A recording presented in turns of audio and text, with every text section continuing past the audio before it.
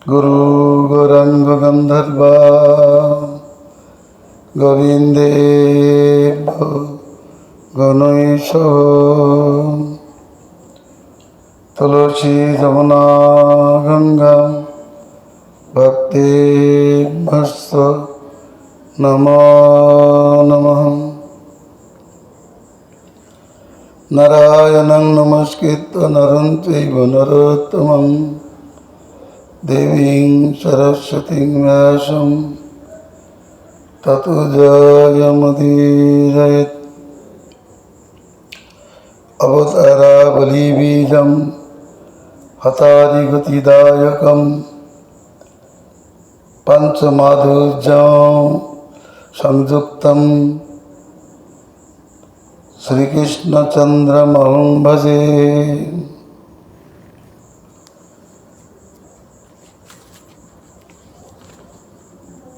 বন্দে রূপং গরিপৃষ্ঠং লঘু ভগবতামৃতম।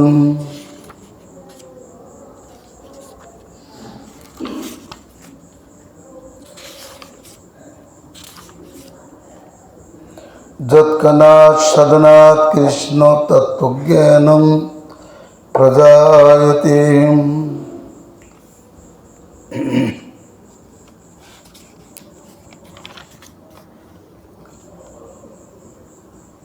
परम विजयते श्री कृष्ण संकीर्तनम श्री श्री कृष्ण चैतन्य चंद्र विजयते तमाम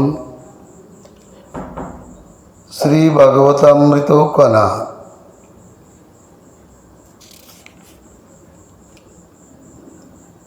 আমরা গতকাল পুরুষ অবতার এবং গণ অবতার সম্বন্ধে আলোচনা করেছিলাম।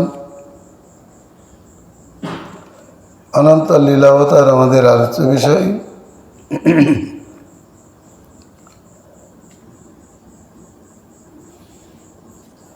চতুষ্ষণ নারদ বরাহ মৎস্য যজ্ঞ নর নারায়ণ কপিল দত্ত ভয় শীর্ষম হংস বিষ্ণুগর্ভ ঋষভ পিত নৃসিংহ কর্ম ধন্বন্তরি মোহিনী বামন পরশুরাম रघुनाथ व्यास बलभद्र कृष्ण बुद्ध कल्की प्रभृतयो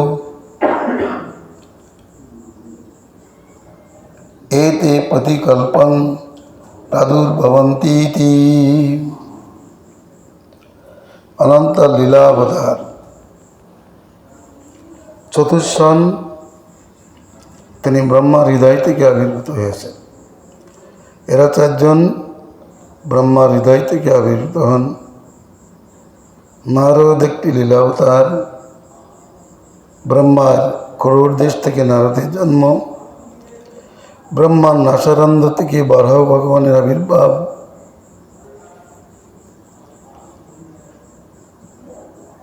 মৎস্য অবতার যজ্ঞ নরনারায়ণ কপিল দত্ত অর্থাৎ দত্তাত্রেয় হয়শীর্ষ অর্থাৎ হয়গ্রীব ভগবান হংস কৃষ্ণগর্ভ ঋষভ পৃথু নৃসিংহ কূর্ম ধন্বন্তরী মোহিনী বামন পরশুরাম রঘুনাথ রাম বেদব্যাস বলভদ্র কৃষ্ণ বুদ্ধ কল্কি প্রভৃতি এরা প্রতিকল্পেই আবির্ভূত হন। এই জন্য এই সকল অবতারকে কল্প অবতারও বলা হয়। তার মধ্যে বরাহদেব দুইবার আবির্ভূত হন, মৎস্য দুইবার আবির্ভূত হন, শ্রী বামনদেব তিনবার আবির্ভূত হন। তিনবারই তিনি ত্রিবিক্রম মূর্তি ধারণ করেন। ব্রহ্মকল্পে প্রথমে ধুন্ধুর বাসকলির যজ্ঞে তিনি বামন রূপে উপস্থিত হয়েছিলেন। তেবাদভূমি ধ্বংসাচলে তাকে রসতলে পাঠিয়েছিলেন। অনন্তর ধনুর্যজ্ঞে তিনি আবির্ভূত হয়েছিলেন। তারপর বলির যজ্ঞে বামন রূপে উপস্থিত হয়ে ত্রিবিক্রম মূর্তি ধারণ করিয়াছিলেন।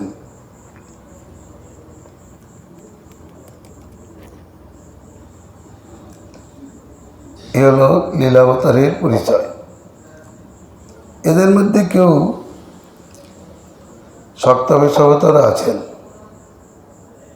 যেমন বুদ্ধ, কল্কি, ব্যাস, নারদ, চতুষ্ষণ,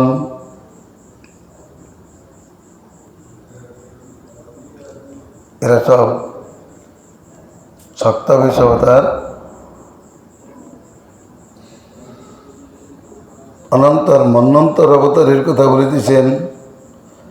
অত মন্বন্তর অবতারা যজ্ঞ বিভ সত্যসেন হরি বৈকুণ্ঠ অজিত বামন সার্বভৌম ঋষভ বিশ্বক্সেন ধর্মসেতু সুদামা যোগেশ্বর বৃহদ্ভানব।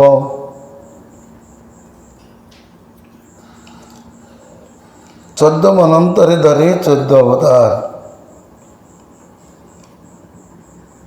মনুর শাসনকালকে মন্বন্তর বলে। 14 মনু ব্রহ্মার এক দিনের মধ্যেই রাজত্ব করেন। 14 মন্বন্তর ব্রহ্মার দিবস ভিতর, আবার 14 মন্বন্তর ব্রহ্মার রাত্রির ভিতর। মন্বন্তরে ভগবান অবতার করেন এই জন্য মনুদের শাসনকালে সেখানে ভগবানের থাকার প্রয়োজন আছে। ভগবান শ্রী বামনদেব যেমন লীলা অবতার, তেমনি একটি মন্বন্তর অবতার।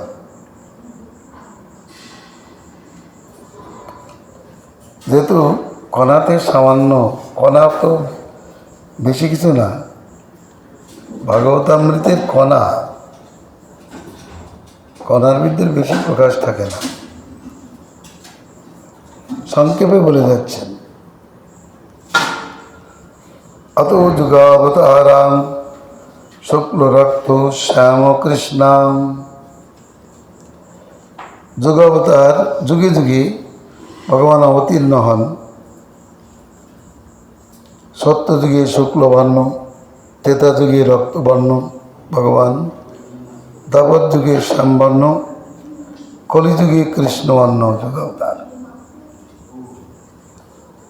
যদি বলেন তো আমরা কলিযুগে পীতবর্ণের কথা দেখতে পাচ্ছি, পীতবর্ণের ভগবানকে পাচ্ছি, এ কোনো বিশেষ কলির কথা। সত্যগুণ প্রধান বলিয়া শুক্লবর্ণ, সত্যের সঙ্গে রজগুণ যুক্ত হলে ত্রেতা যুগ আরম্ভ হয়, তখন ভগবান রক্তবর্ণ ধারণ করেন। রজগুণ আর তমগুণ যোগে ভগবান শ্যামবর্ণ ধারণ করেন। রজগুণের বর্ণ হচ্ছে লাল আর তমগুণের বর্ণ কালো, সেই জন্য তারপরে ভগবান শ্যামবর্ণ। কিন্তু কলিযুগে তিনি কৃষ্ণবর্ণ। এরা সব যুগাবতার। তবে বিশেষ কলিতে মহাপ্রভু আসলে সে সময় কৃষ্ণবর্ণ যে যুগাবতার তার মধ্যেই অবস্থান করে অন্তর্কৃষ্ণ হিসাবে। এসাং মধ্যে কেচিৎ আবিশাঃ কেচিৎ প্রভাবা কেচিৎ বৈভবা কেচিৎ পরাবস্থা। এই সমুদায় অবতারের মধ্যে কল্প অবতার, মন্বন্তর অবতার, জগৎ আর সকলের মধ্যে কেউ আবেশ, কেউ প্রাভাব স্বরূপ, কেউ বৈভব স্বরূপ, কেউ পরাবস্থা স্বরূপ। চতুষ্ষ নারদ প্রীতু প্রভৃতয় আবেশা। চতুষ্ষ নারদ পৃথু প্রভৃতি আবেশ অবতার। চতুষ্ষণে জ্ঞান শক্তি, নারদে ভক্তি শক্তি, পৃথুতে পালনী শক্তি, পরশুরামে কর্তৃ নিধন শক্তি, ব্যাসে বেদ বিভাগ শক্তি ইত্যাদি। এরা আবেশ। আর বলছেন মোহিনী ধন্বন্তরী হংস ঋষভ ব্যাস দত্ত শুক্লাদেব প্রাভাবা। মোহিনী ধন্বন্তরী হংস ঋষভ ব্যাস দত্তাত্রেয় শুক্ল, ভগবান সত্যযুগে শুক্ল বর্ণ ধারণ করে কদ্দম ঋষিকে বরদান করেছিলেন। এরা সব প্রাভাবে গণ্য, প্রভুত্বের প্রকাশ। প্রভাব অপেক্ষা অধিক শক্তির প্রকাশক যারা, তারা বৈভাবে গণ্য। ততোধিক শক্তি প্রকাশকা বৈভবাহ মৎস্য কূর্ম নরনারায়ণ বরাহ অয়ুশীর্ষ বিষ্ণুগর্ভ বলভদ্র দত্তাদয়। এরা বৈভবের মধ্যে গণ্য, প্রভাব থেকে অধিক শক্তিশালী বৈভবে গণ্য। যেমন মৎস্য কূর্ম নরনারায়ণ বরাহ ক্ষয়শীর্ষ ভগবান কৃষ্ণগর্ভ বলভদ্র যজ্ঞাদি। ততোধিকা পরাবস্থা উত্তরত্রেষু ষষ্ঠাস্ত্রয় নৃসিংহ রামকৃষ্ণাস্ত। তদপেক্ষা অধিক শক্তির প্রকাশককে পরাবস্থ বলে। নৃসিংহ রাম এবং কৃষ্ণ এরা উত্তরোত্তর শ্রেষ্ঠ পরাবস্থা প্রাপ্ত। কৃষ্ণ এব স্বয়ং ভগবান তস্মাদ অধিক কোপি নাস্তি। পরাবস্থা নির্ণয় নৃসিংহদেব প্রথম, নৃসিংহদেব প্রথম নয়, কৃষ্ণই প্রথম। রাম দ্বিতীয়, তৃতীয় স্থানীয় নৃসিংহদেব, প্রকাশের তারতম্য অনুসার। ইহাদের মধ্যে শ্রীকৃষ্ণই হচ্ছেন স্বয়ং ভগবান, তা হইতে অধিক আর কেউ নাই।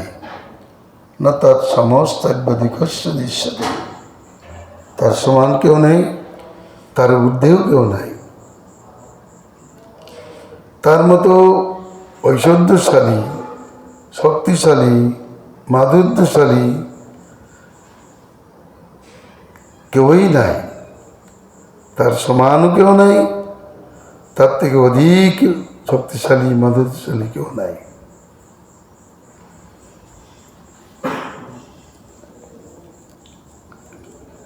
তস্য বাসস্থানানি পূর্ব পূর্ব মুখ্যানি চত্তারি ব্রজে মধুপুরে দ্বারাবত্যম গোলোকেশম। কৃষ্ণপি সপরিবার বলদেব সহিত ব্রজে পূর্ণতমম মথুরায়াং পূর্ণতর দ্বারকায়াম প্রদ্যম্ন নিরুদ্ধভং পরিবার সহিত পূর্ণম।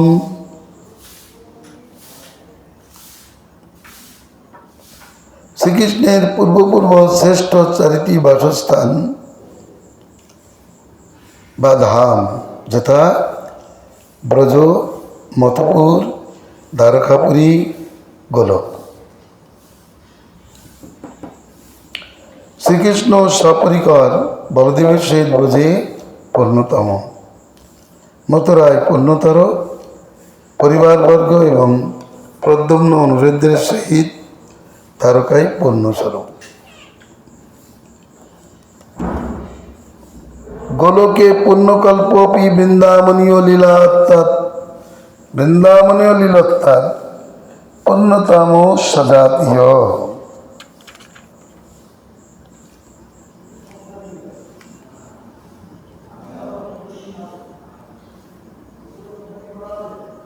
শ্রীকৃষ্ণ গোলকে পূর্ণকল্প হও। গোলক লীলা ও শ্রী বৃন্দাবন লীলা জাতিগত ঐক্য আছে বলিয়া গোলকে পূর্ণতম সমজাতি, কিন্তু পরিমাণগত ও বৈচিত্র্যগত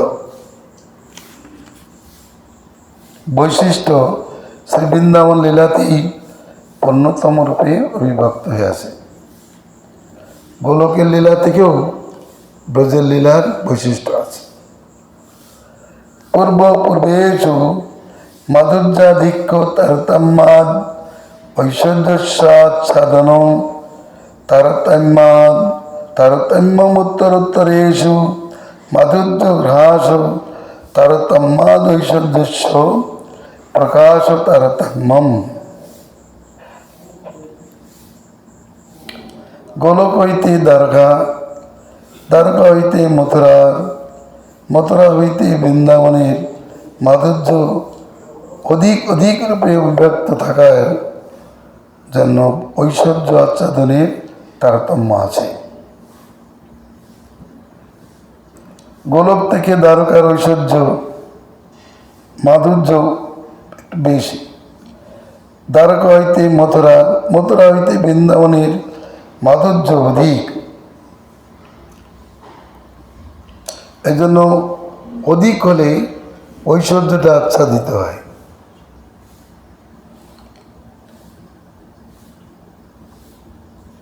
যেমন শীতের প্রাধান্য হলে গরমের ভাবটা কম থাকে, গরমের ভাবটা বেশি থাকলে শীতের ভাবটা কম থাকে।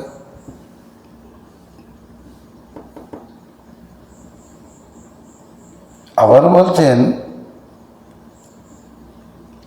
শ্রী বৃন্দাবন হইতে মথুরায়, মথুরা হইতে দ্বারকা, দ্বারকা হইতে গোলকের মাধুর্য হ্রাসের তারতম্য আছে বলিয়া ঐশ্বর্য প্রকাশের তারতম্য আছে।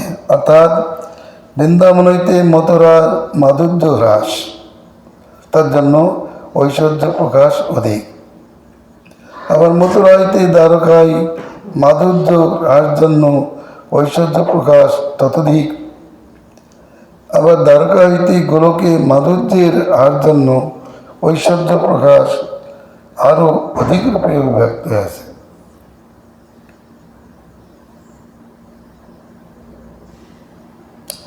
যস্যা জালে কোটি কোটি ব্রহ্মাণ্ডানি মা বিষ্ণু রোমক উপগতানি তস্যা বিরাজায়াম পরিকা ভূতায়াম উপরি মা বৈকুণ্ঠ লোকম। এবার লোকগুলির স্থিতির কথা বলিতেছেন, কোথায় কোন লোক অবস্থিত। তদুত্তর বলিতেছেন যার জলে ব্রহ্মাণ্ড সকল কোটি কোটি মহাবিষ্ণুর রোমকূপগত পরিকাস্বরূপ বিরজার ঊর্ধ্বস্থিত মা বৈকুণ্ঠ লোক, বৈকুণ্ঠের ঊর্ধ্বভাবে গোলক লোক।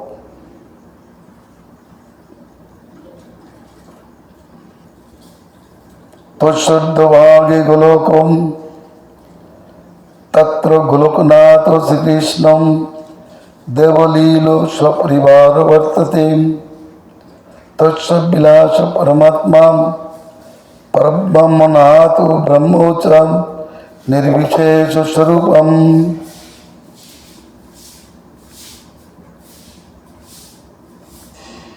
সেই দামে দেবলীলাকারী গোলকনাথ শ্রীকৃষ্ণ পরিজনদের সহিত বিরাজিত গোলকে, গোলকে এব নিবসত্ব অখিলাত্মভূত গোবিন্দমাদি পুরুষন তমং ভজামি। পরমাত্মা পরব্রহ্মনাথ তার বিলাস বিশেষ এবং ব্রহ্ম তার নির্বিশেষ স্বরূপ।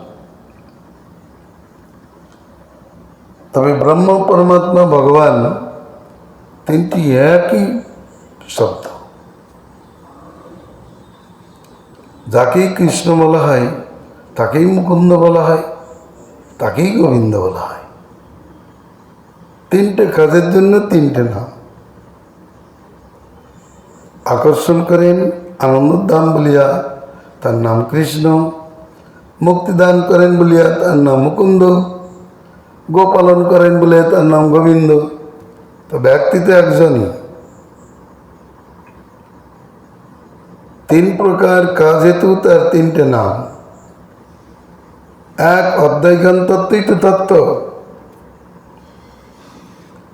বদন্তি তত্ত্ববিদং তত্ত্বং যজ্ঞানম অধ্যয়ম। ব্রহ্মেতি পরমাত্মেতি ভগবানিতি শব্দতে। তাহলে মুখ্য কি অংশ হলো? তত্ত্ব হলো অধ্যায় জ্ঞান। অধ্যায় জ্ঞানই তত্ত্ববস্তু। সেই অধ্যায় জ্ঞান তত্ত্ব কৃষ্ণ ব্রজে ব্রজেন্দ্র নন্দন। চৈতন্যদেব বললেন অধ্যায় জ্ঞান কে? অধ্যায় জ্ঞান তত্ত্ব ব্রজে ব্রজেন্দ্র নন্দন। তাহলে অধ্যায় জ্ঞান যদি তত্ত্ব হয় এবং সেই তত্ত্বই যদি কৃষ্ণ হয়, তাহলে অধ্যায় জ্ঞানের তিনটে প্রতীতি, ব্রহ্ম প্রতীতি, পরমাত্মা প্রতীতি, ভগবান প্রতীতি। চৈতন্যদেব বললেন তাকে ব্রহ্ম বলা হয় অতি বৃহৎ বলিয়া। তিনি সার্বভৌমাচার্য আর প্রকাশানন্দের কাছে জানিয়েছেন ব্রহ্ম শব্দের মুখ্য অর্থে কহে ভগবান, ষড়ৈশ্বর্য পরিপূর্ণ অনূর্ধ্ব সমান। পরমাত্মা বলিতে কৃষ্ণকেই বোঝায়। অধ্যায় তত্ত্বই পরমাত্মা বাচ্য। কৃষ্ণ ব্রহ্মস্বরূপ, কৃষ্ণই পরমাত্মা স্বরূপ। প্রমাণ সুখদেব বলেছেন কৃষ্ণমেনাম অবহিতম আত্মানাম অখিলাত্মনাম। হে রাজন, কৃষ্ণকে সমস্ত দেবদারীদের আত্মা বলিয়া জানিবে। তিনি মনুষ্যাকারে ব্রজে লীলা করিতেছেন বলিয়া তিনি মনুষ্য নহেন, কিন্তু সমস্ত দেহীদের আত্মাস্বরূপ। তাহলে কৃষ্ণই ব্রহ্ম, কৃষ্ণই পরমাত্মা স্বরূপ, কৃষ্ণই ভগবান স্বরূপ। যেহেতু কৃষ্ণই অধ্যাজ্ঞান তত্ত্ব,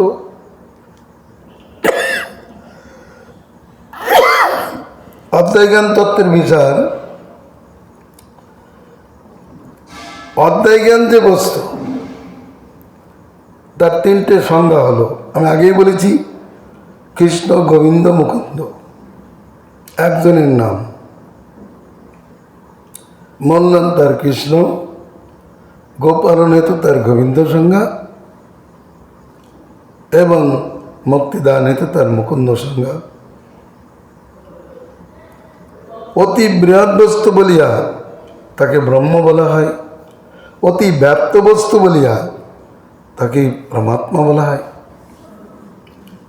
আত্মার লক্ষণ কি? আততচ্ছ আতত। গীতায় কি বলেছেন? সর্বমিদং ততম। গীতায় একটা শ্লোকে বলেছেন যে আমি সবকিছু ব্যাপী আছি।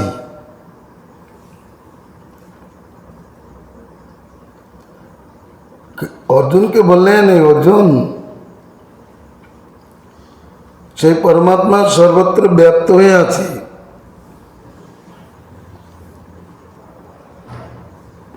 কিভাবে আছেন? যেমন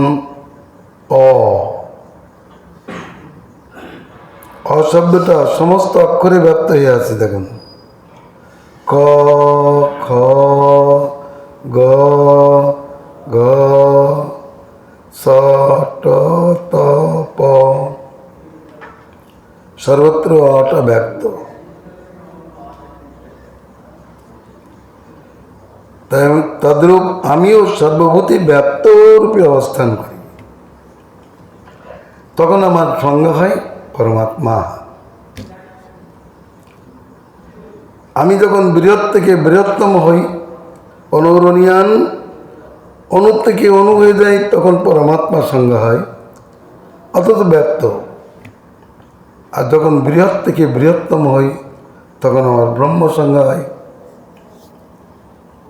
আর কৃষ্ণই তো ব্রহ্ম।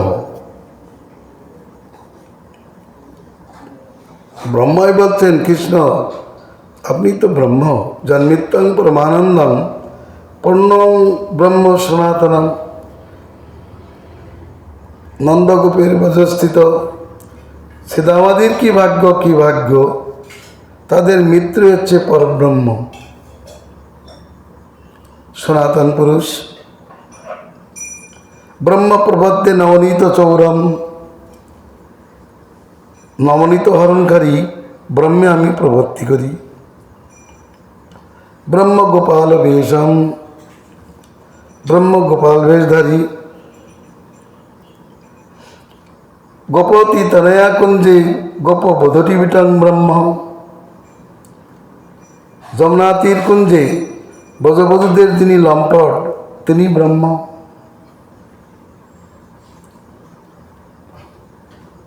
ব্রহ্ম মানে নির্বিশেষ না। ব্রহ্ম শব্দে মুখ্য অর্থে কয় ভগবান ষড়ৈশ্বর্য পরিপূর্ণ অনূর্ধ্ব সমান। তিনি তো খেলছেন। সেই জন্য মূর্খ বেদান্তিগণকে বলছেন, হে বেদান্তি মূর্খগণ, তোমরা বেদ বলে কোথায় ব্রহ্মকে অন্বেষণ করছ? উপনিষদ অর্থ ব্রহ্ম যদি চাও তাহলে এসো ব্রজধামে, দেখো যশোদা গোপীর উদুকলে ব্রহ্ম বান্ধা আছে। যিনি যশোদা গোপীর উদুকলে আছেন বান্ধা, তিনিই ব্রহ্ম, তিনি উপনিষদ প্রতিপাদ্য ভগবান।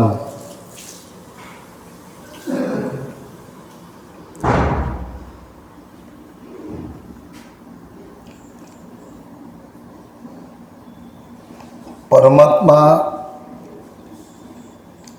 জীবাত্মা হইতে শ্রেষ্ঠ বলেই তার পরমাত্মা সংজ্ঞা। তিনি ব্যাপ্ত অনন্ত কোটি ব্রহ্মাণ্ডে, অনন্ত কোটি জীবজাতির সঙ্গে তিনি ব্যপ্ত হয়ে আছেন। যেমন অনন্ত ঘটের মধ্যে জল রেখে রাখলে এক সূর্যই যেমন অনন্ত ঘটে প্রতিবিম্বিত হয়,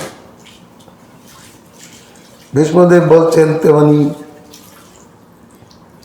হে কৃষ্ণ তুমি সমস্ত প্রাণীর অন্তরে অন্তর্যামী রূপে প্রতিভাত হও। আমি বুঝতে পেরেছি অন্তর্যামী যে পরমাত্মা এ তোমার থেকে পৃথক না। জ্ঞানীগণ যাকে ব্রহ্ম বলে তুমি সেই ব্রহ্ম, কারণ তুমি ঐশ্বর্যশালী ভগবান। ভগবান বলে কেন? জীবের আয়তি নিয়তি গতাগতি যিনি জানেন তিনি ভগবান। আয়তিং নিয়তিং চৈব জীবানাঞ্চ গতাগতিম যৎ জানাতি সব বাচ্চ ভগবান ইতি।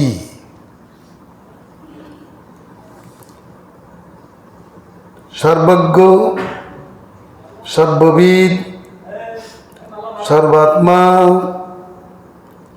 কৃষ্ণই তো সর্বাত্মা, কৃষ্ণকেই সর্বাত্মা বলা হয়েছে। কৃষ্ণই সর্ববিদ, কৃষ্ণই সর্বপ্রভু।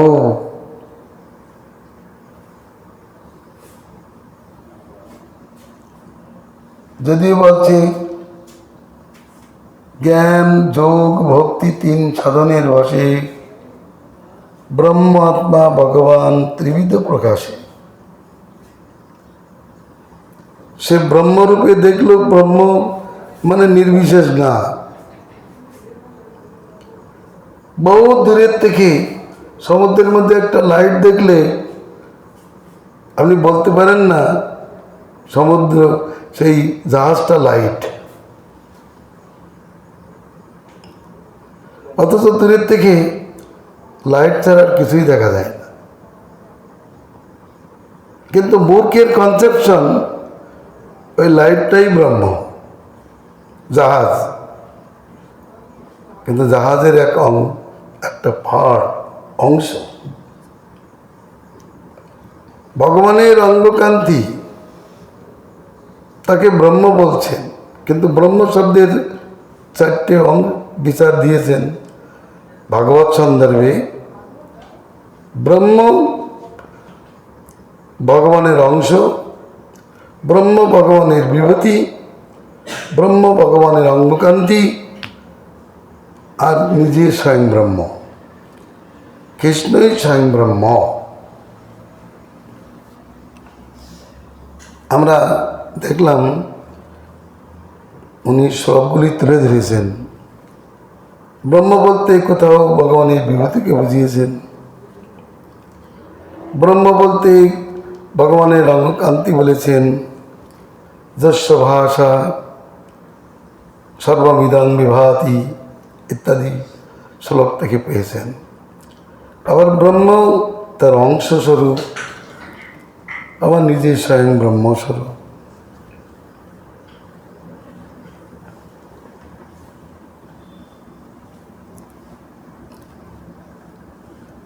গোলকনাথস্য দ্বিতীয় ভুভজ বলদেবস্তস্য বিলাসমা বৈকুণ্ঠে মহাসংকর্ষণ। গোলকনাথ শ্রীকৃষ্ণের দ্বিতীয় ভুভজে বলদেব, বহ মানে প্রকাশ, বিস্তার, কায়বোহ, যেমন হাতটাকে কায়বোহ বলা হয়। কৃষ্ণের দ্বিতীয় গুহ বলদেব মহাবৈকুণ্ঠের মহাসংকর্ষণ নামে প্রসিদ্ধ, এবং তারই বিলাস মূর্তি। অত তস্যাংশ কর্ণার্ণবসায়ী তস্য বিলাস গর্ভদোষায়ী ব্রহ্মাণ্ডান্তর্যামী প্রদ্যম্নাংশ তস্য বিলাস কিরদুক্ষায়ী অনুরুদ্ধাংশ। এবার এগুলি বলতেছেন যে কর্ণার্ণবসায়ী মহাবিষ্ণু সেই সংকর্ষণের এক অংশ, ব্রহ্মাণ্ড অন্তর্যামী গর্ভদোষায়ী ওই কর্ণার্ণবসায়ীর বিলাস অর্থাৎ বৈকুণ্ঠের তৃতীয় বহু প্রদ্যম্নের অংশ, ক্ষীরোৎসায়ী গর্ভদোষায়ী বিলাস এবং বৈকুণ্ঠনাথের চতুর্থ বহুস্বরূপ যে অনুরুদ্ধ তার অংশ। এগুলো তো স্পষ্ট বোঝা গেল।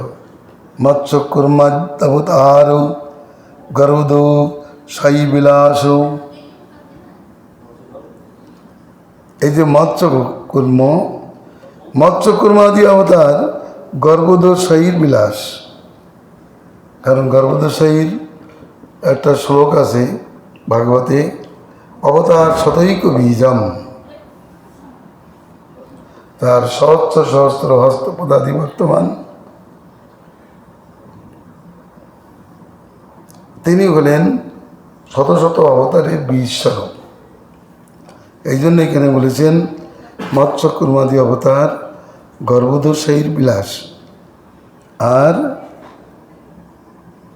শ্রীকৃষ্ণের সম্বন্ধে কি বলছেন? অত দ্বারকামতরা বৃন্দাবনাক্যে দামত্রয়ী শ্রীকৃষ্ণস্য নরলীলাধিক্যোত্তরতম্মাৎ ক্রমেণ মধুর্যাধিক্যোত্তরতম্মম। শ্রীকৃষ্ণের নরলীলাধিক্যের তারতম্যবশত দ্বারকা মথুরা বৃন্দাবনাক্য দামত্রয়ী ক্রমে মাধুর্যাধিক্যের তারতম্য হইয়া থাকে। দ্বারকা হইতে মথুরার মাধুর্য বেশি, মথুরা হইতে বৃন্দাবনের মাধুর্য অধিক। ঐশ্বর্যের বিচার করলে ওরকমই পাওয়া যাবে। বৃন্দাবনের ঐশ্বর্য নাই এমনটি না, বৃন্দাবনের এক দেশে যা ঐশ্বর্য আছে ব্রহ্মা দেখে পাগল হয়ে গেছে।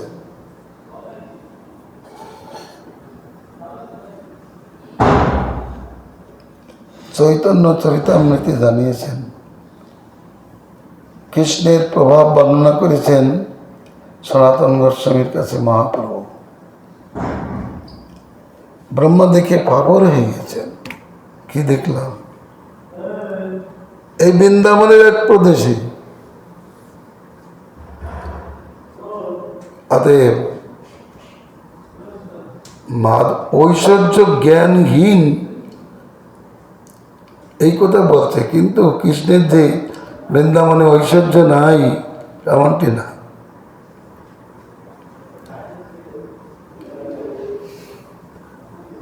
বৈকুণ্ঠর থেকেও, দ্বারকার থেকেও, মথুরার থেকেও গোলক বৃন্দাবনের ঐশ্বর্য অসমর্থ। কোটি ব্রহ্মাণ্ড বিগ্রহ। পদ্মপুরাণ উত্তরখণ্ডে কৃষ্ণের সহস্র নামের মধ্যে এই শব্দটা আছে, কোটি ব্রহ্মাণ্ড বিগ্রহ। কোটি ব্রহ্মাণ্ড তার রোমকূপে বাস করে। ভগবান হলেন সেই বস্তু, অথচ তিনি মাধুর্যপরায়ণ। তার ঐশ্বর্য নেই বললে ভুল হবে। আমি দূরের থেকে সূর্যকে একটা কাঁসার থালার মতো দেখলেও জানতে হবে পৃথিবী থেকে 14 লক্ষ গুণ বড়।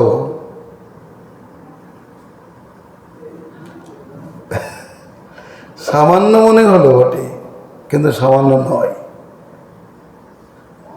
মাধুসূদন অনেকটা বুঝতে পেরেছেন, ছোট্ট শিশু বাঁধতে আর কতটুকু রজ্জু লাগবে। সামান্য একটা রজ্জুতে বাঁধতে গেল, হলো না। আবার রজ্জু যোগ করতে করতে করতে 9 লক্ষ ধেনুর যত কণ্ঠবাস ছিল সব যোগ করেও বাঁধতে পারেনি।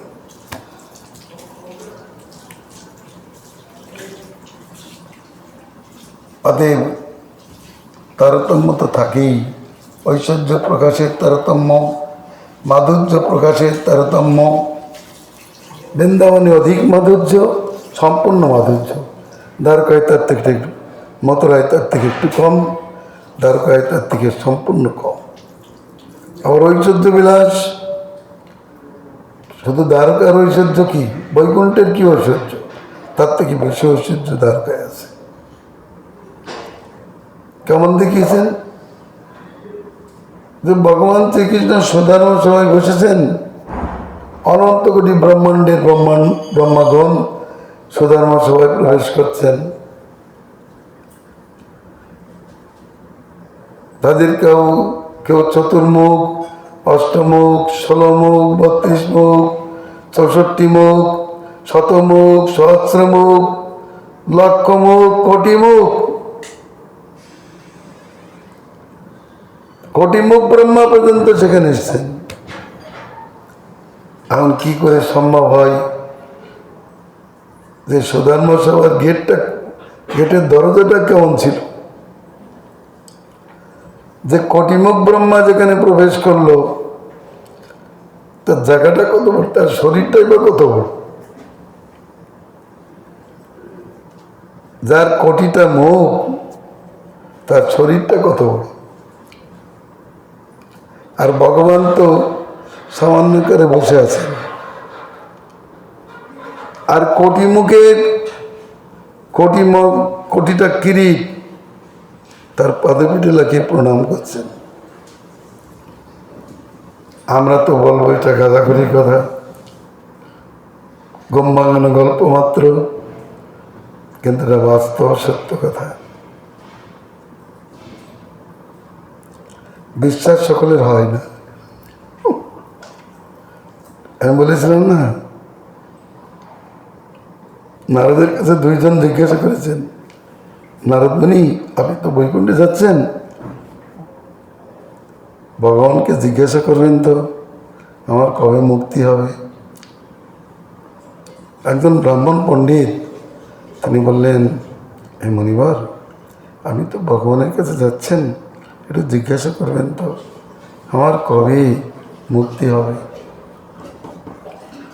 আর একজন শূদ্র জুতো সেলাই করছেন, তিনিও নারদ মুনিকে বললেন, হে মুনিবর, কবে আমার এই সংসার দশা চলে যাবে, কবে মুক্তি লাভ হবে, একটু ভগবানের কাছে জেনে জানলেন তো। ঠিক আছে, আমি বলবো। নারদ মুনি গিয়েছেন ভগবানের কাছে। ভগবান জিজ্ঞাসা করছেন, নারদ কি কি দেখলে, বলো কিছু। বলে, দুইজন ভক্ত আপনার জিজ্ঞাসা করেছেন। কি? একজন পণ্ডিত ব্রাহ্মণ, তিনি বলেছেন আমার কবে মুক্তি হবে, ভগবানের কাছে জানবেন। তো ভগবান চুপ করে রইলেন। তারপরে বলে, আর একজন কি বলেছেন? বলে, একজন শূদ্র, তিনি বলছেন আমারই বা কবে মুক্তি হবে। ভগবান সঙ্গে সঙ্গে বলে দিলেন, তার এই জন্মেই মুক্তি হবে। আর ওই পণ্ডিত যে কত জন্মে মুক্তি হবে তা বলতে পারছে না। বলে, কেন ভগবান? বলে, ও কথা আমি তোমাকে বলবো না, তুমি তাদের কাছে যাও, তারা যদি জিজ্ঞাসা করে যে এখন ভগবান কি করছেন, আমার কথাটা জিজ্ঞাসা করেছিলেন? বলে, হ্যাঁ করেছি। তো ভগবান কি করছেন তুমি এইটুকু বলবে, আমি ছুঁয়ের ভিতরে হাতি ঢুকাচ্ছি আর বের করছি।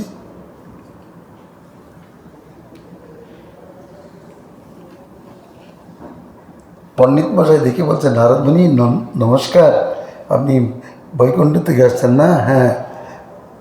আচ্ছা, আমার কথা ভগবানের কাছে বলেছিলেন? হ্যাঁ বলেছিলাম। তিনি অপেক্ষা করছেন, তিনি কোনো উত্তর ঠিক মতো দেন নাই।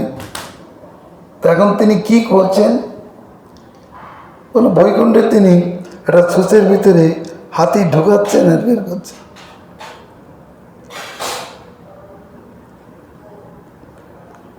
পণ্ডিত মশাই বললেন, কি বলেন আপনি, এটা অসম্ভব কাজ, এটা সম্ভব নাকি? এটা ছুঁচের ভিতর দিয়ে হাতি ঢুকাচ্ছেন আর বের করছেন। আমার বিশ্বাস হয়নি। নারদকে বলে দিয়েছেন, তুমি কিন্তু উত্তর পেয়ে যাবে।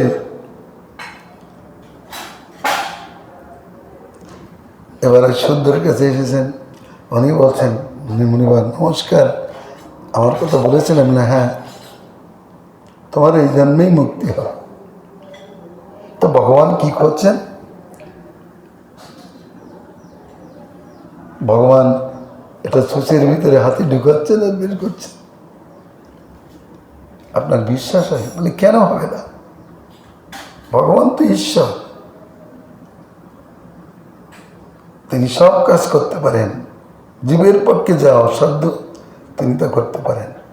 দেখুন না, বিশাল একটা বট গাছ, ওর কি করে জন্ম হলো? একটা ছোট্ট বীজের থেকে তো তার প্রকাশ। তাহলে ভগবানের কি সৃষ্টি, কেন বিশ্বাস হবে না? নারদ বুঝতে পারলেন এই জন্য এই জন্মের মুক্তি হবে, কারণ ভগবানের কথায় ওর বিশ্বাস আছে। ভগবানের কথায় ওর বিশ্বাস আছে, আর ওই পণ্ডিতের ভগবানের কথায় বিশ্বাস নেই। এই জন্য তার মুক্তি সম্বন্ধে কোনো নিশ্চয়তা নেই। তদ্রূপ ওই যে বলেছি, কোটি মুখ ব্রহ্মা সুধর্ম সভায় প্রবেশ করেছে, কৃষ্ণকে প্রণাম করেছেন, ব্রহ্মা দেখছেন, কোটি কোটি ব্রহ্মা চলে আসছেন। হয়তো অনেকে বলতে পারেন, এটা অসম্ভব কথা না, ব্রহ্মার 4টে মুখ, এটা নির্ণয় তিনি সেখানে ঢুকে বসে আছেন ঠিকই, কিন্তু কোটি মুখ ব্রহ্মা কি করে ঢুকলো? সুধর্মার গেট কত বড় ছিল, যার কোটিটা মুখ, তার শরীরটা কত বড়, আর গাঁজাখুরি গল্প দিচ্ছ। যার কোটি মুখ ব্রহ্মা সেখানে প্রবেশ করেছেন। যারা এরকম বলবে তাদের সিদ্ধি কোন কালে যে হবে তার কোনো নিশ্চয়তা নেই। অতএব ভগবান যেহেতু চার ধাম, তিনটে ধামেই নরলীলা পরায়ণ, তার মধ্যে ব্রজধামে তিনি অখিল শক্তি প্রকাশে পূর্ণতম, মথুরায় তার থেকে ন্যূনশক্তি প্রকাশে পূর্ণতর, এবং সামান্য শক্তি প্রকাশে দ্বারকায় পূর্ণরূপে কথিত হন। কিন্তু এই তিন ধামে তিনি নরলীলা পরায়ণ। তার মধ্যে ব্রজধামে তিনি কেবল মাধুর্য পরায়ণ, মথুরায় দ্বারকায় ঐশ্বর্য মাধুর্য পরায়ণ। তার মধ্যে মথুরায় মাধুর্য বেশি, ঐশ্বর্য কম, দ্বারকায় ঐশ্বর্য বেশি, মাধুর্য কম। গোবিন্দেতি মঙ্গলম। ভগবান প্রসন্ন হন। এরপর ভগবানের প্রকট অপ্রকট লীলা সম্বন্ধে কি বলেছেন সেটা শুনব।